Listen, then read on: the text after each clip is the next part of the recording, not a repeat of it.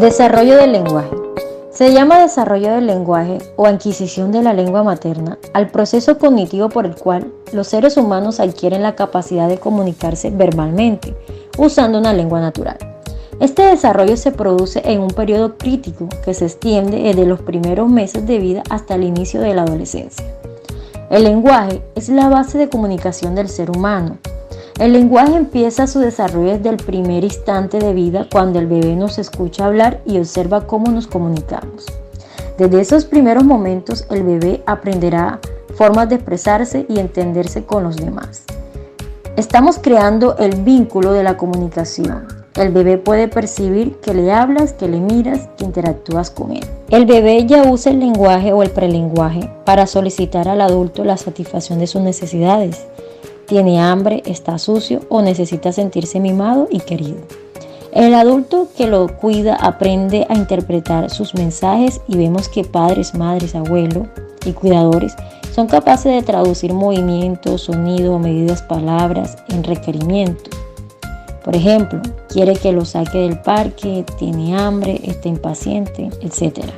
Las personas más cercanas a los niños y niñas tienen una función de gran importancia en el desarrollo del lenguaje. La estimulación que reciben los más pequeños va a determinar la aparición y el ritmo del lenguaje. Poco a poco este acto de comunicación se aproxima más a lo que todos entendemos por lenguaje.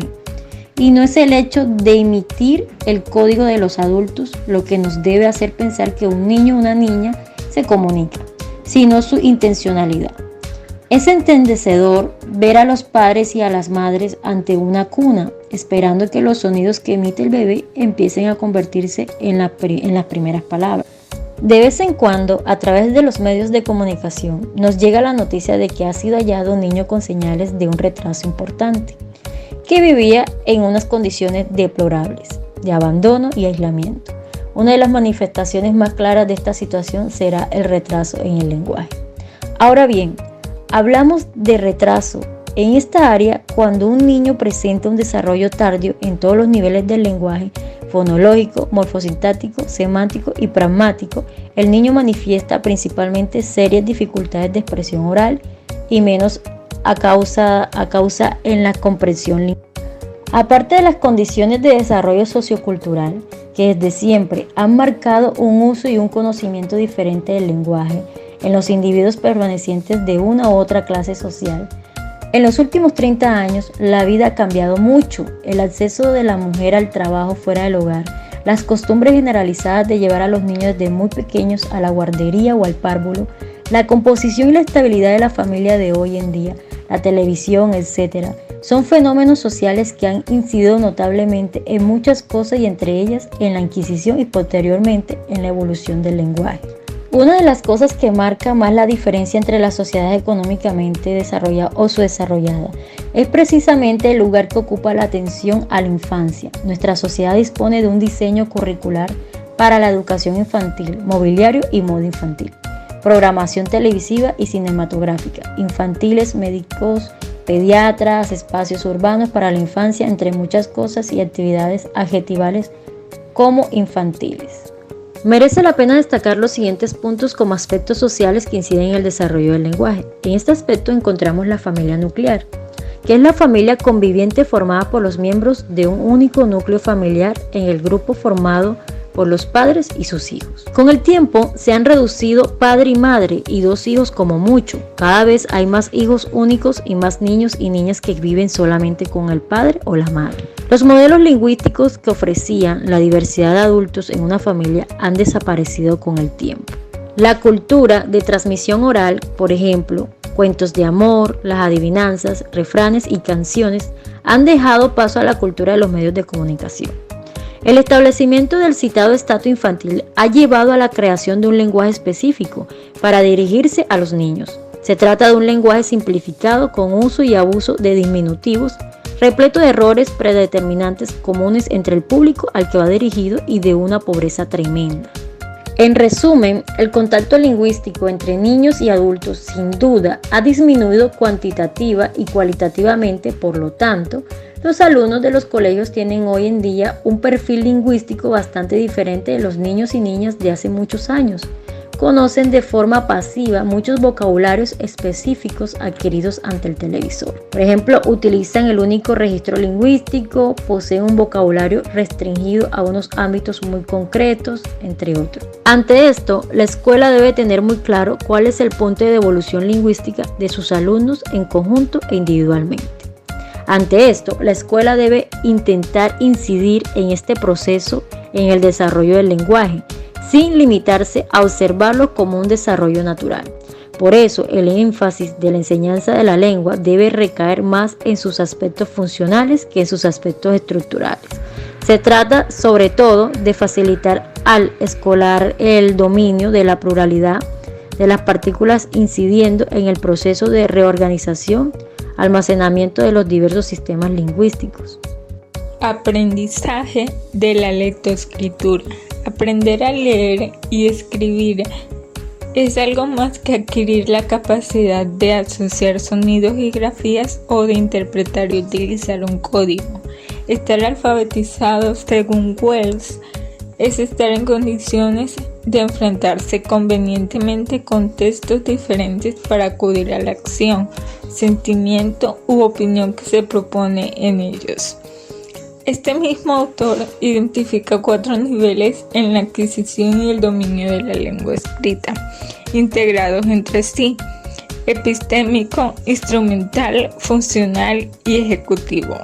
El nivel ejecutivo es la capacidad de traducir un mensaje del modo escrito al hablado y viceversa. Implica el dominio del código y es el que la escuela trabaja de forma casi exclusiva. El nivel funcional concibe la lengua escrita como un hecho de comunicación interpersonal que permite resolver las exigencias cotidianas y que por lo tanto implica el conocimiento de las características de ciertos tipos de texto. El nivel instrumental permite buscar y registrar información escrita. Y el nivel epistémico se refiere al dominio de lo escrito como el de una forma de pensar y de usar el lenguaje de manera creativa y crítica. ¿Cuándo hay que aprender a leer? Requisitos previos. Según Jane Faucamber, un niño no puede aprender a leer hasta que tiene entre 6 y 6 años y medio de edad. Se necesita de ciertas operaciones mentales que son de suma importancia para aprender a leer.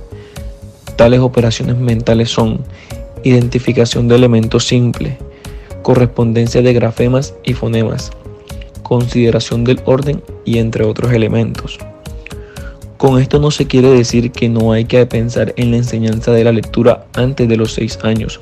Solamente se quiere decir que no hay que pensar en aprendizajes formales, pero en cambio es muy importante asegurar unos aprendizajes previos que deben desarrollarse antes de iniciar el proceso lector. El primer paso hacia la lectura se obtiene por el contacto con la letra escrita.